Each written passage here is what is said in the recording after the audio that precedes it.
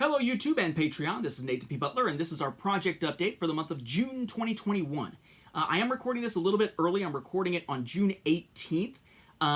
We're in the middle of summer school right now, and I know things are going to be absolutely bonkers crazy for a little while here. So since I don't quite know what the weekends will hold, I'm trying to get this recorded a little bit early so at least we get our update taken care of here without missing a beat as far as that goes. I'd rather have it be a little early than a little late, especially because this hasn't been a super productive month.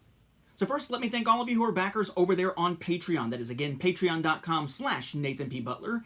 In the travelers through the Butlerniverse, the folks who get an acknowledgement here and in the book, actually all 3 volumes of the book, now that it is going to be a 3-volume version of a Saga on Home Video 2nd edition. Those include Kai Jacoby, Bon Linez, Travis Cook, Caleb Owens, Justin Richard, Preston Ellis, Jeremy Goss, Ben Abrams, Michael Torson, Jacob Kapoor, Tony Jenkins, Austin Pierce, Chris Walker, and Kevin Kreener. I realized I was saying it incorrectly before because he finally corrected me. So, Kevin, I apologize for that. Hopefully I said it right this time. Then, of course, we have the denizens of the Butlerniverse, the folks who get what the other group got, but also get access to those audio commentaries at least twice per month, typically on the 1st and the 15th, right now, primarily for the Clone Wars, but I have done all 4 volumes of Forces of Destiny so far that are also available as part of that. So, those include Story Mode, Alexander Santos, Matt DeRochers, Daniel Marchant, Travis Taylor, Andrew Gilbertson, Walker Langstrat, Jeff Ellis, Joey Zitzman, Stephen Malicia, Robert Medina, Bobby Craig, Jeremiah Mustard, and Jason Hunt. As a reminder, because I do note here that the first person I listed there was going by Story Mode, if you do not go by your regular name, your given name, whatever you want to call it, in Patreon, make sure that you send me a message on Patreon if you need me to use your real name as the way that you are credited in a Saga on Home Video 2nd edition on that Patreon credits page. If I don't know your name, I can't credit you by name.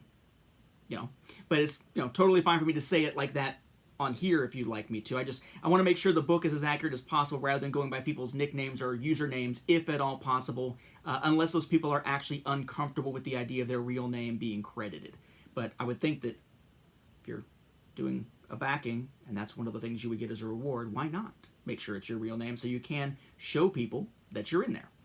But in any event, we then have the Nobility of the Butlerniverse, who are the folks who also get access to that exclusive Q&A episode every single month where they ask the questions, I provide the answers in kind of a long-form format, a little bit more informal, which is one of my most fun video types to record these days, as if I'm recording a ton of video types right now. It's mostly from the Star Wars Home Video Library and Patreon-based stuff. So, that said, my thanks to members of the Nobility of the Butlerniverse, who include Joe Balich, Connor Steierman, Jeff Rabjohns, Matthew Hardesty, Kyle Pellegrini, Innes, Jonathan Confer, Sam Howard, Andrew Bettis, and Benjamin Handelman.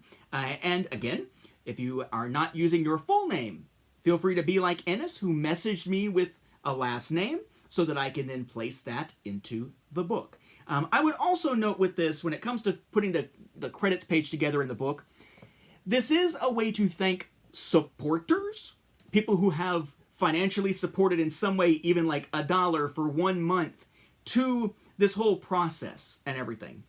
We have had people who come in, sign up for the Patreon, get access to the benefits of it, and then cancel before they were ever charged for anything, including someone who did that for, I believe it was a $1 pledge last month. Not someone whose charge didn't go through, which is an issue by itself, but someone who just was like, okay, now I'm going to cancel. But after already having gotten thanked on one of these episodes here. Please bear in mind that if you have not actually contributed, you sort of did the freeloader thing, you will not be thanked in the book. I can't retroactively go back in time and not have you thanked in the episode unless I edit and re-upload the episode, which is just kind of a pain. I'm not going to do that. But thanks in the book will not happen in those cases. Duh. Again, speaking of Patreon, though, those tiers are $1, $5, $10, since I did not mention that. $5 is what adds the commentaries. $10 is what adds that exclusive Q&A stuff, which is right now the top tier available over there. So what has come out through Patreon since the last of these updates back on, I guess it was May 23rd or so? Well, of course, we had the June 1st audio commentary get released on Patreon. That was for the Clone Wars, A War on Two Fronts, kicking off the Onderon arc and the beginning of Season 5, the real beginning of Season 5, not Revival, that actually comes later. Then on June 15th, we had the commentary release for the episode Front Runners, the second of the Onderon episodes. We did also have the 42nd exclusive Q&A episode for the Nobility of the Butlerverse back on June 5th. Of course, that means that we'll finish up the Onderon stuff on July 1st and July 15th, and then we'll have the Young Jedi arc on August 1st, August 15th, September 1st, and September 15th. And that gets us into October and November for the god-awful droids arc. The Young Jedi stuff is recorded and ready to go. The droid stuff I have notes taken for but haven't recorded yet. Then comes the Shadow Collective arc, right? So the droid stuff takes us basically through October, November. Shadow Collective would be December, January. And then we are into February, March for the end of Season 5. And then we're off to the races, into Season 6, then 7. We'll be eventually done with the Clone Wars commentaries. At this point, the one that was just released is number 91. I've released 91 Clone Wars commentaries, including the commentary for the film, plus the 4 for Forces of Destiny. That's 95 audio commentaries and 42 Q&A episodes. So why not jump in as a denizen of the Butlerverse, that $5 tier, promote, get access to 95 audio commentaries you can download, or hop in as a member of the Nobility of the Butlerverse, be able to ask questions and get access to the new Q&A episodes and be able to watch all the prior ones, because boy, are there a lot of those. Yeah, Patreon kind of going apace, going as expected. Beyond that, biggest stuff, of course, would be over there on YouTube. The last episode released prior to the last of those project updates, or these project updates, was 400. So that picks us up with 401, which looked at the first UK Laserdisc release of Return of the Jedi. 402, which looked at a set of special edition trilogy Laserdiscs from France, not a box set, but just the individual ones.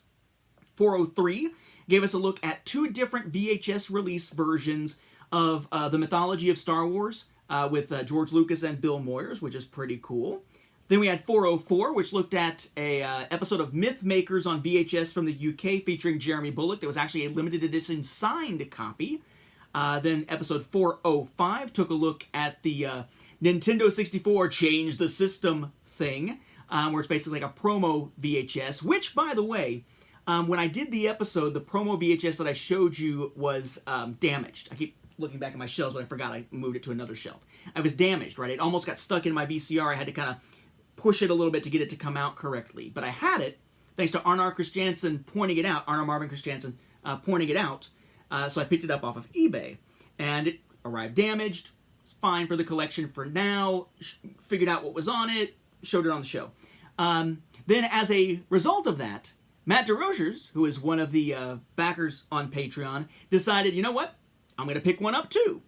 At which point I saw that and thought, you know what? I'm going to replace my damaged one. So now I've actually got another copy here that is not damaged for the collection, so I can junk the one that is damaged because it is sort of a danger to VCRs and whatnot. VCRs, kids, those are VHS players. VHS, that's an old cassette. You know what? Watch the show. Then, of course, we had episode 406, the last one released so far, which was a sort of in-store, in-business, internal sort of training about the Revenge of the Sith promotion event VHS cassette from Frito-Lay that we took a look at. So not a whole lot of new episodes. There's actually not a whole lot of stuff for me to cover at this point. So stay tuned for just a moment, and I'll give you a sense of what is coming soon from the Star Wars Home Video Library that'll sort of change things up just a little bit for some kind of cool new content here. But I want to hold that for last. The last regular thing to cover here, of course, is an update on a Saga on Home Video 2nd edition. Not a whole lot of movement over the last month, or at least it sure doesn't feel like it, at least in the last few weeks. It's still kind of sitting there as I'm slowly going through a by-hand revision, but it's been sitting on my desk for, probably a good week or two, and I haven't been able to touch it at all. That said, I want to give you sort of a update on the process. I sort of break down the different bits and pieces and color code them based on where they stand once I've gone through at least that revision. So as of right now, the legal pages are just waiting on the ISBN numbers to be added. The dedication is done. It's been updated to include my son, not just my wife. Let's see, the table of contents is waiting on exact page numbers and a final chapter names and dates for each of the volumes. The acknowledgements is waiting on a final list of names as I go through and see who else has contributed or helped out over the years that I haven't credited yet. Patreon credits page, waiting for the last finalized list of Patreon backer names. The preface to Volume 1 is waiting on only a final date for the release, so I can sort of sign or date the initial message that's in there, along with needing a final count of pictures and that sort of thing. The introduction is waiting for a final picture count, but otherwise it's basically done. Chapter 1, Glimmers of Hope, is pretty much ready for a final check. So that chapter is pretty much good to go. Woohoo! Basically locked. I don't plan on much in the way of changes to that, even like wording changes, just one last quick read through, hopefully. Can't speak to anything for chapters 2 through 6 right now. I haven't had a chance to go back to them yet. The preface to Volume 2, waiting on a final date, just like the other one. Haven't really touched 7, 8, 9 right now as far as chapters go. Preface to Volume 3, waiting on the final date. Also waiting on some final description of what the Disney Plus chapter is going to cover, because I need to go back in and sort of tweak that a little bit, but I've added a little bit to it already. It is now, I think it's called Baby Yoda and the Bad Batch, I think is what it's called right now. That's assuming that nothing else gets added before I finally get the freaking book out, though. That might change again title-wise. Let's see. Then Volume 3, aside from the preface, we've got Teddy Bears, Tawani's in Trouble Again. Hasn't been touched, but now, of course, Droids just got added to Disney Plus as of today, as of the time that I'm recording this. Then we have Gindi Goes Micro. It's probably ready for a final check. Rewriting the Clone Wars, haven't touched. Joining the Rebellion and a home video catastrophe, probably ready for final checks as well. Baby Yoda and the Bad Batch just has a bunch of stuff that just needs to be dealt with, because it's constantly a changing thing. Brick by Brick, probably ready for a final check as well, the Lego chapter. And then I still haven't had a chance to touch Behind the Curtain, a Cantina of Oddballs, and This Is the Way. And then the Afterword just needs some final tweaks right before it's released, just to make sure it is still timely stuff.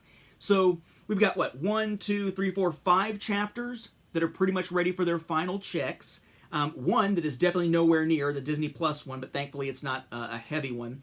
The prefaces, the introduction, the acknowledgments, all that sort of front matter stuff, and the afterword, all pretty much ready to go except for very minor tweaks. It's just a matter of going through the stuff that is left to still just have time to go through. I imagine some more of these chapters are going to be checked off as I go. I just haven't had an opportunity yet. It's still sitting printed out in my binder, sitting on my desk at this point. That being said, like I said, it's been busy. We basically went straight from the regular school year into summer school, right? So we went from finishing up, I guess the last day was the Thursday before Memorial Day. But then I was training new teachers on the Friday immediately after that, so I didn't get a break there. So Friday, Memorial Day weekend, and then we're training the new teachers, and we are into summer semester, or summer term. Summer term is a 6-week thing, doesn't end until July 14th. It is crazy town. I am teaching economics in one system, and teaching sociology in another system where I'm kind of the guinea pig. I'm one of the few teachers actually using our new system a summer early instead of just in the fall, which is actually kind of cool. It's a nice, nifty, new little system here. Plus overseeing a team of teachers, which right now is the biggest we've ever had for social studies, which is 36 teachers. I'm not sure if that includes me or not, but 36 different teachers. On top of that, in order to, and just for those who care, when you're dealing with online schooling, online content for a broad program, it's not just like the teacher gets on Teams, right? Like remote schooling sometimes is. You need several different types of tech. You need something to handle like the student data and everything, but then for the actual lessons, for the actual courses, you need what's called an LMS and content. An LMS is a learning management system, which is like where all your lessons, all your classes are housed. And then you have the content, which is the classes themselves, right? And typically those are two separate things. We've been kind of getting along for a while since January 2015 on a thing called Edgenuity, where the platform comes with the content built in and you can only barely customize it. You can sort of take out their stuff and add their stuff and add teeny tiny bits of your stuff, but not much. Not very flexible at all. So we're moving to this new system that's incredibly flexible, but it's a two-part thing. The system is called Canvas, the LMS, but then the content is coming from Florida Virtual, and then we are tweaking it as needed. And some of our other courses are material initially developed by Georgia Virtual. So their OER, Open Educational Resources stuff, using that kind of content to help build some courses. But when you're using open educational resources that are out there, typically it's just the content, it's just the lessons, it's not the assessments. Because obviously if the assessments are free to see for everybody, kids can cheat really easily. So you have to kind of develop your own assessments and your own assignments and your own projects and your own everything the kids have to do and turn in. So we spent a lot of time working on that for sociology to build a course first semester, for psychology second semester. Sociology I taught second semester after we had built it, and now I'm teaching again. Psychology will be launching in the fall. And it's a pretty painstaking process because you want to make sure there's enough different versions of questions that a student can't just take a quiz once if you're going to reassess them and memorize everything because they're going to see the exact same questions again. There needs to be some pools of questions so the questions can rotate and switch around and stuff like that and not always be the same quiz every time, but still assessing the same stuff. So we wrote hundreds upon hundreds. I would dare say probably 1,000 or more questions for each of those courses during that time. It's a lot. And it turns out that most of the stuff that we are purchasing to use or licensing to use for our main courses, for like our high school courses, no big deal. All of it comes together. They provide everything. It is fantastic. But not for middle school.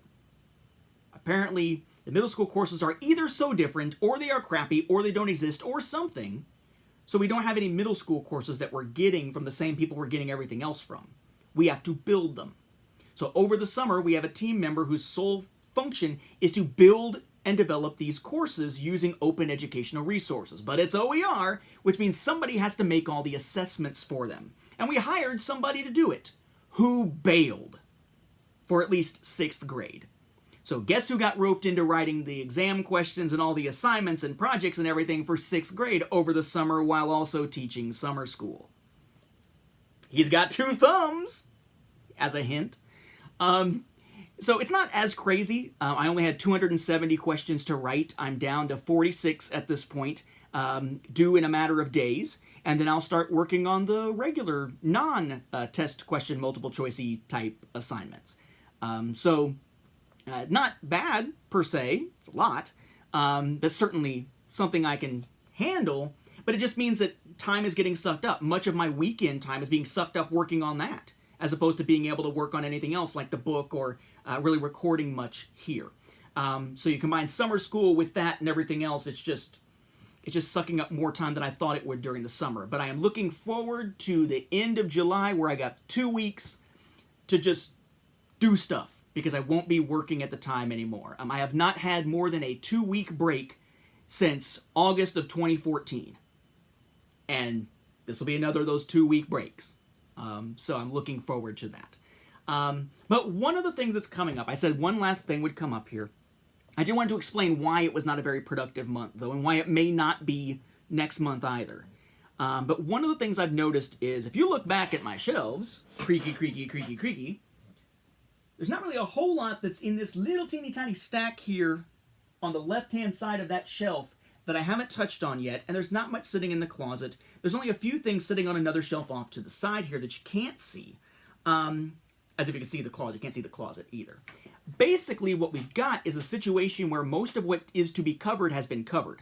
We're going to be having to head into territory like Thumb Wars, George Lucas in Love, some of the oddball stuff that's in my collection that typically wouldn't fit the purview of this series and doesn't fit the purview of the book. So that I can sort of focus on stuff that's part of my Star Wars home video library, but not necessarily specifically Star Wars itself, mostly parodies and stuff like that. Because there's just not much left to cover until there's new releases, and who knows when or if those are even coming. So at this point, I don't know how much more content from the Star Wars home video library has to it. I'm going to keep producing it, but there just may not be a whole lot of stuff to cover. So one thing that I decided that I might do, and this is something, because I enjoy watching these, and I realize, what, it'll probably drive some traffic, get some people interested in the show, maybe going back and watching old episodes, is I'm going to start doing a series that's kind of like a tangent that's still within from the Star Wars home video library of top whatever lists. Like top 5 whatever, top 10 whatever. And the plan is, and I'm gathering suggestions for topics from folks in the community, so feel free to drop some suggestions in the comments. Bear in mind, it is from the Star Wars home video library. It is not like, what are your top 5 Star Wars movies?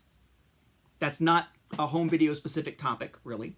But what we're going to be looking at for the first 2, which I hope to record soon, are going to be, and I don't know quite how to phrase it yet, like the top 5 disappointments, frustrations, bad decisions, something like that, made by Walt Disney Studios Home Entertainment for basically any of the home video releases that they've put out, or for sort of the Fox era of the home video releases.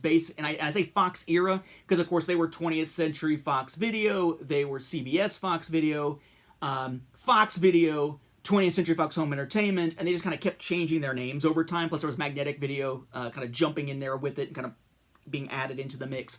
And, of course, you have Warner Home Video, which might be a separate thing. Suffice to say, my thought is just the most frustrating things to me out of those. Not things that haven't been released. That, I think, should be a different one. So, for instance, the fact that they haven't released, an HD or 4K version of, like, original cuts of the films. Duh, that'll be on everybody's list. It'll be number 1 for thing we want. That's nice and all. Holiday special. It'll be everywhere as something we'd like to see because they've never put it out. But that, to me, is a separate thing than the disappointments of the decisions they actively made about what they actually put out. That, I think, is a whole different thing. Doesn't mean there can't be some about holes. Like, I'm going to talk about the handling of the prequels in the U.S., which includes no widescreen version of Attack of the Clones, at least on VHS, I mean, and no VHS release at all for Revenge of the Sith in the U.S. That kind of thing. Or for the Disney era side, the handling of 3D releases in the US for home video versus other parts of the world. So on stuff that's either out or where like the product line existed but there was stuff maybe that was missing that was a frustration, that kind of thing. But I think that'll make for a couple of pretty interesting ones. The downside is I need to figure out exactly how I want to present it. Because the trick to it is if I want to make these quick things I can put out that'll be entertaining, then I need to be able to record them fast. And some of these are going to go to a lot of different areas, and if I'm showing you the products every single time like I usually do, for at least new products that I'm showing, and have the subtitle down at the bottom telling you what it is and everything, that is going to take a long time to produce one of those episodes, probably longer than any episode, except maybe the episode 400, from the Star Wars Home Video Library. So, at least regular episodes. So my thought was, just make it so that I can talk about it without necessarily, kind of like a vlog almost, without necessarily showing the products each time. But also it'd be more dynamic if I did show the products each time. So I've got to decide between whether I want to go for something that is more dynamic and shows you the stuff, or something that I can actually belt out more quickly so I can do more of those types of episodes without having to grab everything every time to actually show you each thing. Have not decided yet. Would welcome certainly your input on that. Though by the time you see this, it may be past the point where I've recorded, if I get to record soon, which I'm kind of hoping here, within the next day or two. So, yeah, that's the new thing. From the Star Wars Home Video Library, we'll have some top whatever lists, 2 of them already prepared. Sounds like I might have a third in mind, just the stuff that hasn't been released. But then, yeah, and those are all like the top bad. Might look for some top good. And of course, all of them are going to be personal opinion. All of them will be, things where I could have made a bigger list. And half the time, the ranking order is going to depend on my opinion that day, given the fact that I could usually name like my top 5 frustrations, but put them in a ranked order, that's going to be a tough one. So, yeah, I thought that'd be an interesting thing to add into the mix of the episodes here. So hopefully you think that sounds like a cool idea. And that'll be something that'll be enjoyable once it finally happens. But I'm definitely set on doing that because the content to cover is getting less and less with not a lot of new releases. And I want to make sure that there's still some life in the old girl yet, so to speak. So with that, we'll wrap up this episode. Thank you for watching. And may the Force be with all of you, whether you are home video viewers, Patreon supporters, just people who happen to check in to see how things are going with the book. Thank you all for your support. And I truly appreciate it, and hopefully I will survive the next few weeks. I look forward to the end of July. Catch you then, stay safe, and have a good one.